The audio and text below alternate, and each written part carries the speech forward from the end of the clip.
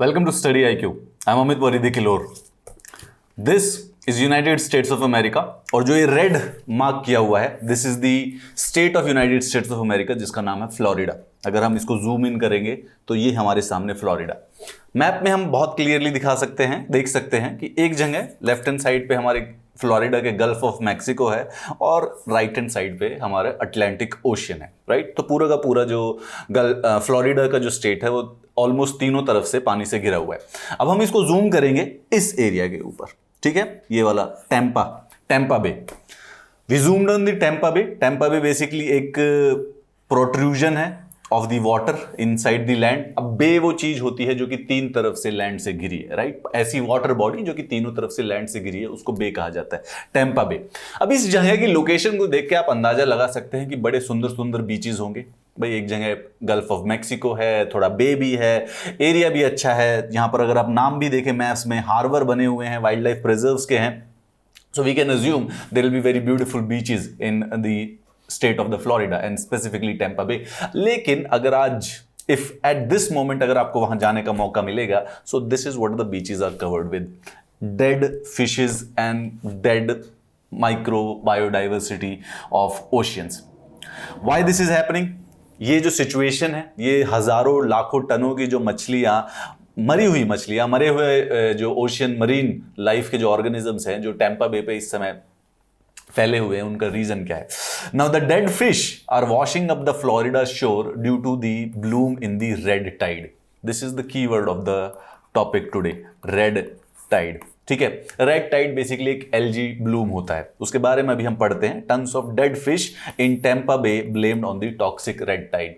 यानी कि अगर हम हेडलाइन से पढ़े तो हम इतना समझ सकते हैं कि जो टेम्पा बे जो फ्लोरिडा में टेम्पा बे के जो बीचेस हैं वहां पर जो डेड फिशेस आ रही हैं वो स्पेसिफिकली उनका रीजन है, उनकी डेथ का रीजन है दिस टॉक्सिक रेड टाइड।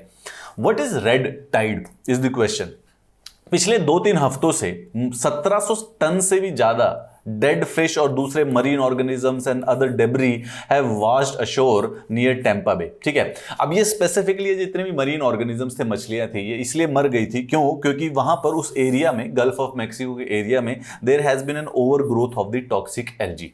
ये देखिए, अगर हम इस मैप के कॉन्टेक्स्ट में देखें तो ये सारा का सारा एरिया इस समय यहां पर एक रेड टाइड से भरा हुआ है, यानी कि टॉक्सिक एल्गे की यहां पर ग्रोथ बहुत ज्यादा हो गई है, जिसकी वजह से वो मछलियां या फिर जो और मरीन ऑर्गेनिज्म से वो मर गए थे। रेड टाइड होती क्या? देखो, रेड टाइड एक ऐसा फिनोमिना होता है जब सी सरफेस डिसकलर हो जाता है। So it's not specifically red colour, discolouration को वो प्राइमरली रेड ऑरेंजेस की अलग अलग ह्यूज होते हैं। इस फोटो से आप देख सकते हैं, हल्का सा कभी वो ऑरेंज होगा, बड़ा वो मडी सा वाटर लगने लग जाएगा, there is some kind of red tinge in that water, और इस चीज को कहा जाता है red tide. Not very specifically कि टाइड का जो कलर है वो रेड होना चाहिए। होता क्यों है? It is a common name for the harmful algal blooms. तो जब जो सी के अंदर माइक्रो ऑर्गेनिजम्स होते हैं, फाइटोप्लैंक्टन्स होते हैं, किसी पर्टिकुलर रीजंस की वजह से ओवर ग्रोथ उनकी होने लग जाती है, यानी वो एल्गी जब ज्यादा ब्लूम कर जाते हैं, यूजुअली से ज्यादा, ये और हार्मफुल वाले एल्जिल ब्लूम्स को कहते हैं रेड टाइड। अगर वो बेनिफिशियल है तो वो रेड टाइड नहीं होगा, हार्मफुल वाले जो होते हैं उसको रेड टाइड कहा जाता है। यूजुअली सी सरफेस का जो वाटर है वो डिसकलर हो जाता है and they produce certain toxins, जिनकी वजह से जो मरीन ऑर्गेनिजम्स है या जो फिश है उनकी डेथ हो जाती है, विच resulted in the large concentration of aquatic micro organisms, जो प्रोटोजोन्स होते हैं या यूनिसेल्युलर एल्गी होते हैं, जब उनकी ओवर ग्रोथ हो जाती है। इसके नेचुरल कॉजेज होते हैं कई बार river floods, upwelling of the nutrients from the sea floor, किसी भी रीजंस की वजह से, बारिश की वजह से, जब पानी थोड़ा ज़्यादा आ गया है, किसी भी वजह से जब ओशियन के अंदर न्यूट्रिएंट्स ज़्यादा आ जाते हैं तो ये जो प्रोटोजोआ, यूनिसेलुलर एल्गी होते हैं, ये थोड़े से ब्लूम ज़्यादा करने लग जाते हैं। And if they become harmful and if they start secreting some toxins which are harmful for the organisms, marine organisms, तो उसको कहा जाता है रेड टाइड उसको कहा जाते हैं। ये मैसिव स्टॉर्म, न्यूट्रिएंट्स मिल जाने पर एक ब्लूम इवेंट होता है। उसके साथ साथ जो कोस्टल डेवलपमेंट बढ़ रही है, जो एक्वा कल्चर हो रही है, this is also have been found the reasons to contribute to the red tides.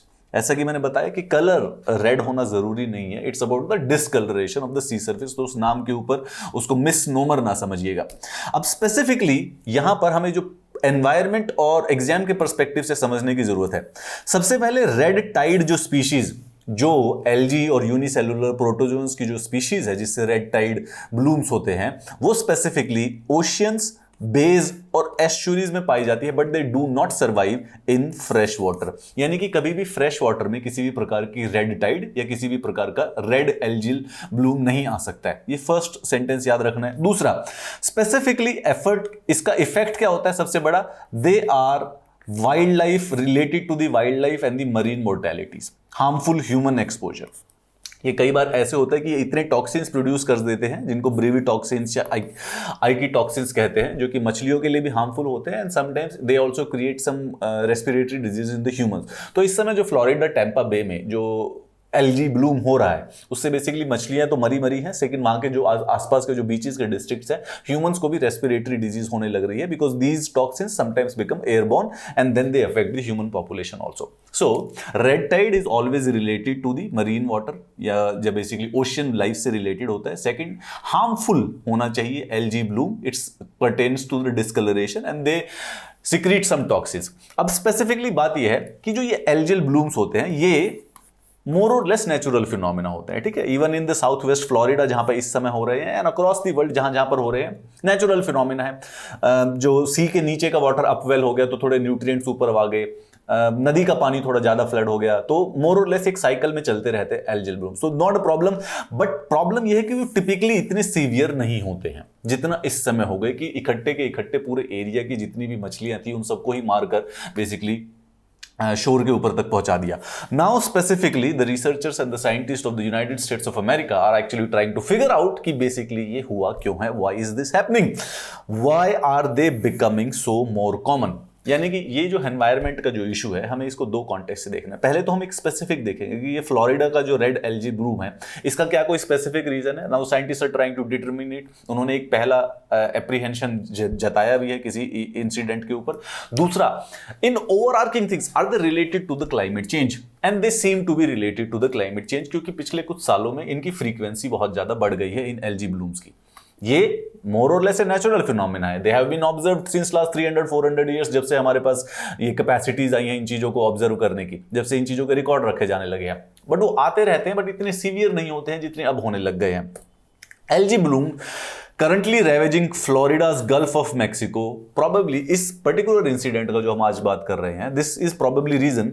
उन्होंने अंदाजा लगाया है कि अभी रिसेंटली गल्फ ऑफ मैक्सिको में 215 मिलियन गैलन का कंटेमिनेटेड वाटर रिलीज कर दिया गया था अप्रैल मई के समय में। अप्रैल मई में पास में ही टेम्पा बे में एक फॉस्फेट प्लांट था, एक फॉस्फेट वेस्ट वाटर प्लांट। अब उस फॉस्फेट वेस्ट वाटर प्लांट के अंदर बड़ा सारा सा पानी स्टोर था। However that infrastructure was started giving up, तो जितना भी फॉस्फेट वेस्ट वाटर था वो समुद्र में छोड़ दिया गया to the amount of 215 million gallons. सो इस समय फ्लोरिडा में जो रेड एल्गी ब्लूम्स हो रहा है and which is leading to the death of the marine organisms, अंदाजा लगाया जा रहा है कि this was probably the reason. मतलब कि the human made pollution, human caused pollution is the first cause of this algae blooms. एक तो पहला ये रीजन हो गया। दूसरा, मोर इंपॉर्टेंटली ऐसा भी अंदाजा लगाया जा रहा है कि humans are actually playing a huge roles in that. हम ग्लोबल टेम्परेचर को बढ़ाए जा रहे हैं, कैसे? ग्रीन हाउस गैसेज एमिशन कर करके। भाई जो ये सारा का सारा एसी चलता है ना, इससे बेसिकली ग्लोबल टेम्परेचर बढ़ता है। ये जो हम गाड़ियां चलाते हैं, फॉसिल फ्यूल यूज करते हैं, इन सब से एनर्जी भी बढ़ता है। इंडीड ह्यूमैनिटी का more than 145% to be more precise जो एनर्जी नीड्स हैं वो ऑयल के द्वारा मीट की जाती है, and then a lot of other it is met by the coal also. तो ये जितनी भी एनर्जी नीड्स फॉसिल फ्यूल से मीट हो रही है, it is actually leading to the rise in the global temperatures, जिसको ग्लोबल वार्मिंग भी कहा जाता है। बट दैट्स अ मिसनॉमर, क्योंकि ग्लोबल वार्मिंग का ये मतलब नहीं है कि सिर्फ टेम्परेचर बढ़ेगा। द एक्चुअली में ग्लोबल वार्मिंग का मतलब है कि एक्सट्रीम बढ़ेंगे, ठंड ज्यादा एक्सट्रीम होगी, हीट ज्यादा एक्सट्रीम होगी, ड्रॉट्स ज्यादा एक्सट्रीम होंगे, फ्लड्स ज्यादा एक्सट्रीम होंगे। Hence the right word to use it, basically we are contributing to the climate change. इस क्लाइमेट चेंज से एयर का और ओशियन का टेम्परेचर भी बढ़ता जा रहा है, एंड व्हेन एयर और ओशियन का थोड़ा सा टेम्परेचर इंप्रूव होता है, थोड़ा सा वार्म होता है, this kind of environments become hospitable for the red algae, जो हार्मफुल होते हैं मरीन ऑर्गेनिजम्स के लिए and in long terms which can be harmful for the humans interaction also. तो एनवायरमेंट ज्यादा हॉस्पिटेबल होता जा रहा है, and hence the toxic algae blooms basically कई जगहों पर बढ़ते जा रहे हैं। This topic is associated with the environment, the man made causes of the pollution and climate change at large. ये तीनों की तीनों चीजें एक साथ एसोसिएट होके हमें यूजुअली इन डरावने सीन्स की तरफ लेकर जा रही है।